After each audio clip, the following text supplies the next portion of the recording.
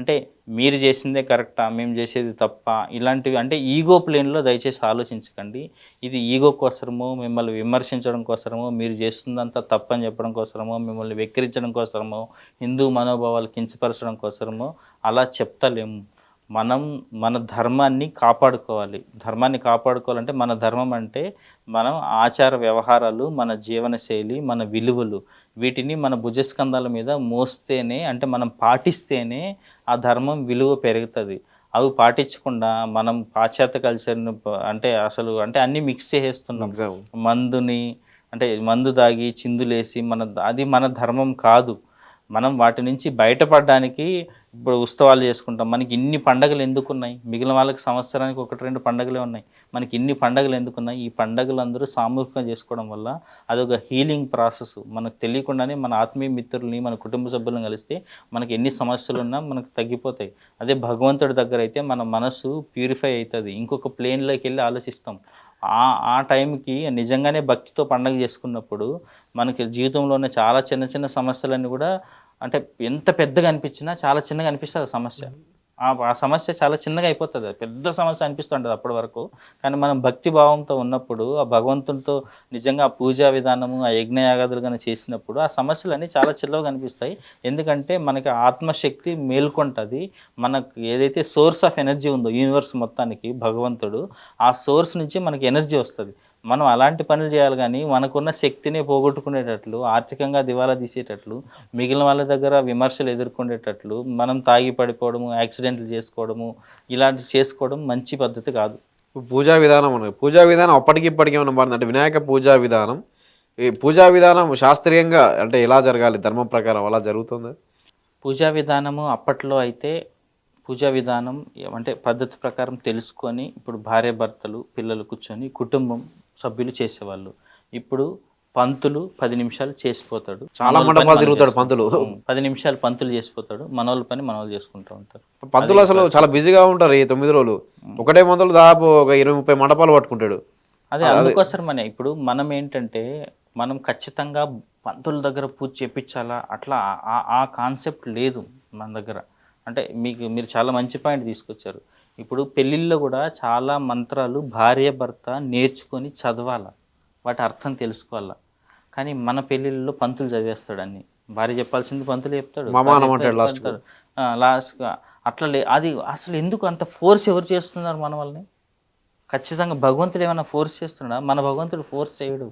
మన భగవంతుడు rules, regulations అట్లా కాదు. నన్ను నమ్ము, నాకు పూజ చేయి, నేను నీకు ఇది ఇస్తాను. ఈ బిజినెస్ పెట్టుకోలేదు మన భగవంతుడు. మనది బిజినెస్ రిలీజియన్ కాదిది. అంటే బిజినెస్ చేసే మొత్తం కాదిది. భగవంతుడు మన మనస్సు చూస్తాడు, మన శ్రద్ధను చూస్తాడు. సో, మనకి ఎంత శ్రద్ధ ఉంది, మీకు సమయం ఉంటే, శ్రద్ధ ఉంటే నిజంగా మంత్రాలు మనం చదువుకొని, పూజా విధానం చేసుకొని, పంతులు గారి సహాయం తీసుకోవాలా. పంతులు చేసేటివి పంతుల దగ్గర చేపిచ్చాల. కానీ మనం చేసేటివి, పంతులు చేసేటివి అన్నీ పంతులే చేస్తాడు. మనం మాత్రం ఏం చెయ్యం. మనం వస్తువులు తీసుకొచ్చి అక్కడ పడేస్తాం. లిటరల్‌గా చెప్పాలంటే. పంతులు చేసుకొని పోతాడు. ఇది మంచి పద్ధతి కాదసలు. మనం మంత్రము అని ఎందుకంటున్నానంటే నేను, మంత్రం అనేది శక్తి. అది సైన్సు. ఆ శక్తి వల్ల ఆ పదాలు ఉచ్చరించడం వల్ల మనలో మనకు తెలియకుండానే చాలా గొప్ప మార్పు జరుగుతది. అదొక హీలింగ్ ఫినామినా. అంటే హ్మ్. మనసు, శరీరము 2 ఒక చాలా రుగ్మతల నుంచి బయటపడే విధానం మనది. ఆ శబ్దం అనేది. ఇప్పుడు గుడిలో గంట కొట్టడం గానీ, మంత్రాలు చదవడం లాంటివి గానీ, అవన్నీ పంతులు చదువుకుంటే పంతులకు మాత్రమే మంచి జరుగుతది. మనకు గాదు. మనం అది గూడా గూడా వింటలేం మనం. హ్మ్. అది వింటే కొంతవరకు జరుగుతది. కానీ మనమే చదివితే అది చాలా మంచి జరుగుతది. అందుకోసమనే ఒక రిక్వెస్ట్ ఏందంటే అదే పూజా విధానాన్ని తెలుసుకొని, కుటుంబ సభ్యులందరూ కూర్చొని, ఎవరైతే మండప నిర్వాహకులు ఉంటారో, మనం సొంతంగా చేయడం మంచిది. పంతులు గారి సహాయం తీసుకోవచ్చు. ఇప్పుడు నిమజ్జనం కాన్సెప్ట్ ఉంది. నిమజ్జనం సంబంధించి 9 రోజుల పాటు భగవంతుడికి అన్ని పూజలు చేసి, మొక్కి, పూజించి అన్నీ ప్రసాదాలు అవన్నీ పెట్టి, ఇంత చేసి చివరికి నిమజ్జనం చేయాలంటే మరి భక్తుడిగా ఎలా ఉంటుందసలు? అదే యాక్చువల్‌గా ఇది నేను కళ్ళారా చూశాను వంశీ గారు. అంటే మా క్లాస్ నేను ఉస్మానియా మెడికల్ కాలేజ్‌లో మా క్లాస్‌మేట్ అబ్బాయి పేరు కూడా వంశీనే. హ్మ్.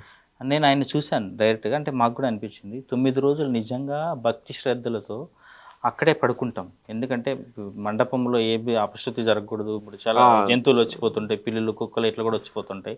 అట్లా ఆల్మోస్ట్ 9 డేస్ అక్కడే భగవంతుడితో మనము ఉండి పూజ అన్నీ అంటే పూజ కార్యక్రమాలు అవన్నీ చూసుకొని అన్ని శ్రద్ధలు తీసుకొని ప్రసాదము అన్ని ఏర్పాట్లుగా చూసుకొని ఒక 9 రోజులు ఉంటే అంటే మనకి తెలియకుండానే మనలో ఒక కొత్త పర్సన్ తయారవుతారు. మన కల్చర్లో ఈ మాలలు వేసుకుంటారు, అయ్యప్ప స్వామి మాలలు, హనుమాన్ మాలలు ఇవి వేసుకోవడం వల్ల ఉద్దేశం కూడా అంతే. అసలు మనం భగవంతుడిలో ఒక భాగం అయిపోతాం.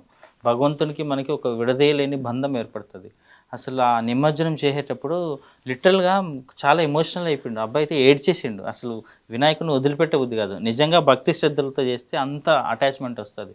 కానీ ఈ దేశం, ఈ ధర్మం యొక్క గొప్పతనం ఏంటంటే ఎంత అద్భుతంగా మనం ఈ ప్రకృతిలో ఉన్న ఏ వస్తువుని తీసుకున్నా భగవంతున్నే, సాక్షాత్తు భగవంతుని రూపంలో ఒక వస్తువుని తీసుకొని మనం కేర్ తీసుకొని ప్రేమగా శ్రద్ధగా భక్తితో చూసుకున్న పంచభూతాల నుంచి వచ్చింది మళ్ళీ పంచభూతాలకే వెళ్తుంది. మట్టిలో నుంచి వచ్చింది మట్టిలోకి వెళ్తుంది. పంచభూతాల నుంచి వచ్చిన ప్రతిది కూడా పంచభూతాల్లోకి వెళ్తుంది. అది ఎవరైనా కానీ, నేను ఈ శరీరము అంటే ఏ మనిషి అన్న అంటే పుట్టినది ఖచ్చితంగా మళ్ళీ పంచభూతాల్లోకి వెళ్ళిపోతుంది అని చెప్పే ఒక అద్భుతమైన అద్వైత కాన్సెప్ట్ ఇది.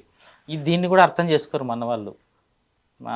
అంటే ఇక ఏం చెప్పాలి అంటే నిమజ్జనముని కూడా ఒక తన్మయత్వంతో చేయాల్సిన నిమజ్జనం, అంటే దేవుణ్ణి పంపించేటప్పుడు ఒక తన్మయత్వంతో ఒక ఆధ్యాత్మికతో చేయాల్సిన నిమజ్జనము, డ్యాన్సులు, డప్పులు, మత్తుతో చేస్తున్నారు.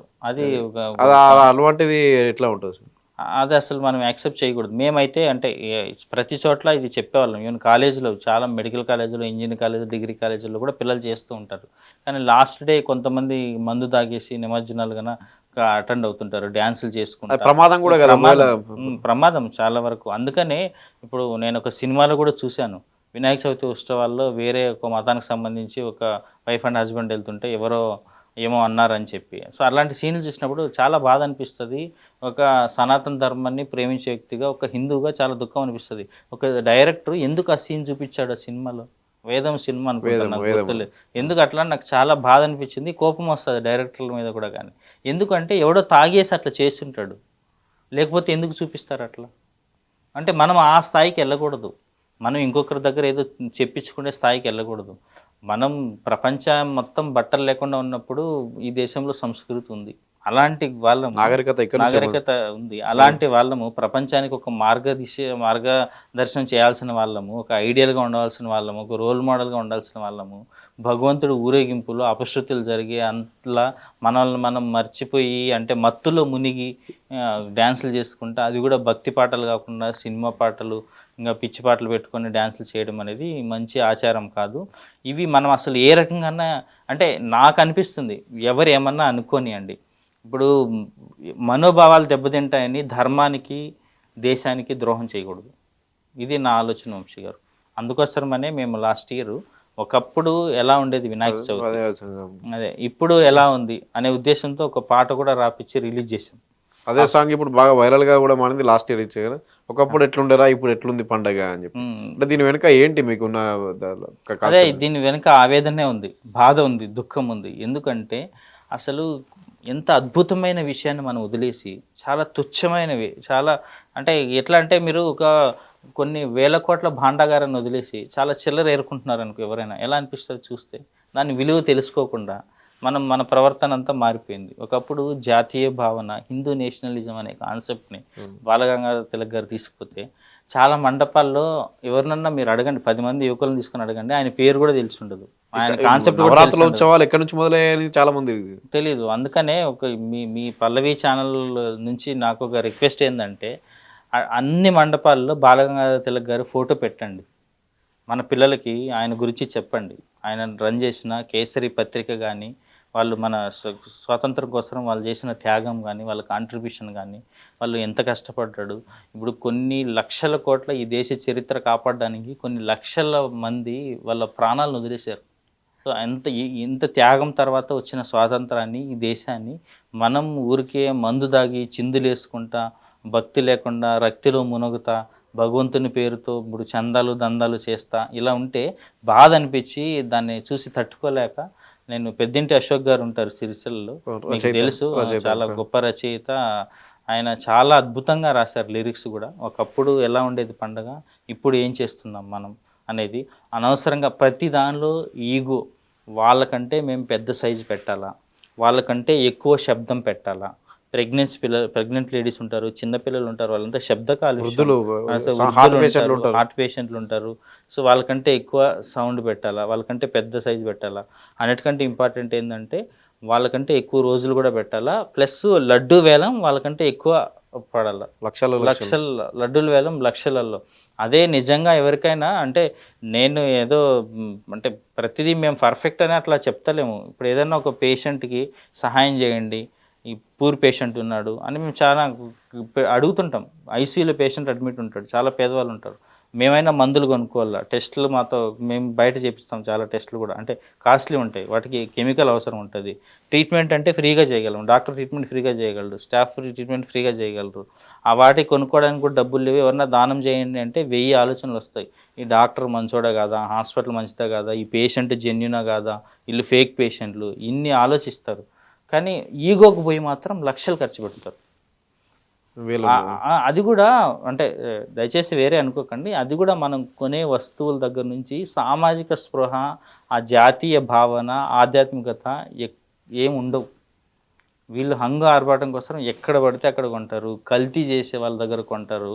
వాడు వారం అంతా స్నానం చేస్తుంటాడు, వాడి దగ్గర పూలు కొంటారు, వాడికి భక్తి ఉండదు, ఏముండదు. అంటే ఇవన్నీ మాట్లాడుకుంటూ పోతే ఇంతా నేను విమర్శిస్తున్నట్టు అనిపిస్తుంది, కానీ విమర్శించడం మా ఉద్దేశం కాదు వంశీ గారు, మళ్ళీ మళ్ళీ చెప్తున్నా, ఇది ఒక ఆవేదన మాత్రమే. అంటే అత్యున్నతమైన సనాతన ధర్మాచారాన్ని మనం వదిలేసి ఈ తుచ్చమైన పనులు చేయడము ధర్మం పేరుతో. ఇప్పుడు మనం ఓన్లీ డీజే సాంగ్స్ పెట్టుకుంటాం కదా, దానికి ఒక కార్యక్రమం పేరు పెట్టుకోండి, తాగండి, ఎగరండి. ఇప్పుడు పబ్బులోకి వెళ్ళి నువ్వు పూజ ఎందుకు చేస్తావు అని మేము అడుగుతామా? ఎవరైనా అడుగుతారా? ఎవరైనా బాధపడతారా? పబ్బులో మీరు ఎందుకు పూజ చేస్తున్నారు, లేరు ఎందుకు సౌండ్ పెట్టినారని అడుగుతామా? అది ఉండేది అందుకోసం. దానికి ఒక ప్లేస్ పెట్టుకున్నారు, దానికి కార్యక్రమం నిర్దేశించుకున్నారు, అది చేసుకోండి. కానీ భగవంతుడు భక్తి పేరుతో ఇదంతా చేయడం తప్పు కదా. బాధ అనిపించింది. అందుకోసమే నేను అశోక్ గారిని అడిగాను, చాలా బాగా రాశారు. ప్లస్ నక్క శ్రీకాంత్ చాలా మంచి సింగర్. ఇంకా మట్టిలో మాణిక్యం సిరిసిల్ల దగ్గర బోనాలలో ఉంటాడు. సో నక్క శ్రీకాంత్ ఇంకా మా తమ్ముడు రవీందర్ బాబు ఉంటారు. వీళ్ళిద్దరూ అద్భుతమైన గానం అందించారు, పాట చాలా బాగా పాడారు. అది మేము బేసికల్గా ఎంటర్టైన్మెంట్ పాటలు, ఇంకా డబుల్ మీనింగ్ పాటలు ఇట్లాంటివి అయితే ఫుల్ వైరల్ అవుతాయి. మనోళ్ళు స్క్రీన్లో మొత్తం లక్షలు కోట్లు చూస్తూనే ఉంటారు.